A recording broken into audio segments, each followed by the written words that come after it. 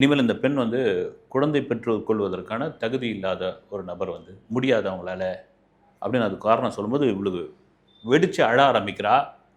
என்னையா இது அப்படின்னு முழுமையாக அதுவான பிறகு நீங்கள் எழுந்து உட்காரலாம் முடியாது.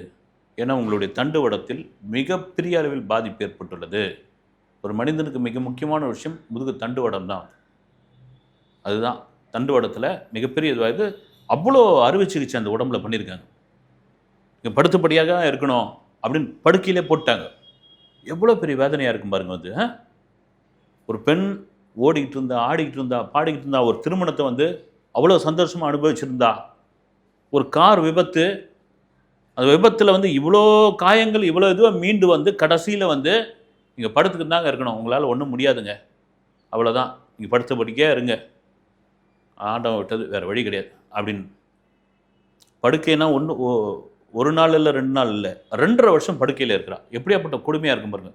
2.5 வருஷம் ஒரு ஜன்னல் ஓரம் அவளுக்கான படுக்கை.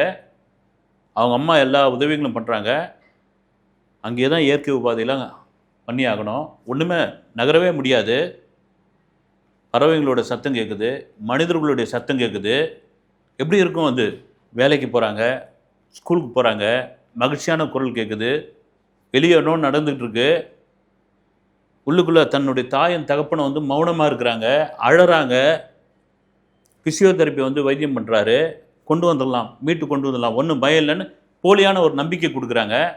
மாற்று வைத்தியம் என்னென்னலாம் இருக்கும் வெவ்வேறு முறையில், அந்த வைத்தியத்துலாம் அந்த வைத்தியம் சம்மந்தப்பட்டவர்களாம் வந்து பார்க்குறாங்க, ஆளாளுக்கு பேசுகிறாங்க, அவங்கவுங்க ஒரு காசை வாங்கிட்டு போகிறாங்க.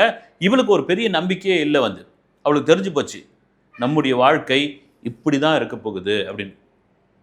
இதுக்கிடையில் ஒரு ஒரு ஒரு அதிர்ச்சியான ஒரு தகவல் என்னென்னா, தன்னுடைய கணவனிடமிருந்து ஒரு விவாகரத்து நோட்டீஸ் ஒன்று வருது.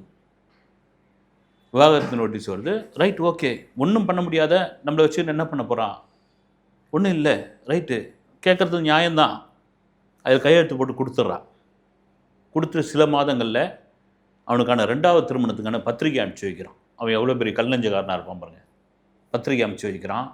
பத்திரிகையை பார்த்துட்டு அழ ஆரம்பிக்கிறா. அவள் எல்லா கணவரும் அப்படி அழ முடியாது, அழ ஆரம்பிக்கிறா. சரி, இவ்வளோ தான் வாழ்க்கை அப்படின்ற அளவுக்கு 2.5 வருஷம் அப்படின்ட்டு எவ்வளோ பெரிய நாட்கள் பாருங்கள் வந்து. பெண்ணு படுக்கையிலே இருக்கிறா. அவளுடைய மனநிலை எப்படி இருக்கும்? இடையில் அவருக்கு வந்து சைக்காலஜிக்கல் ட்ரீட்மெண்ட் கொடுக்கப்படுது.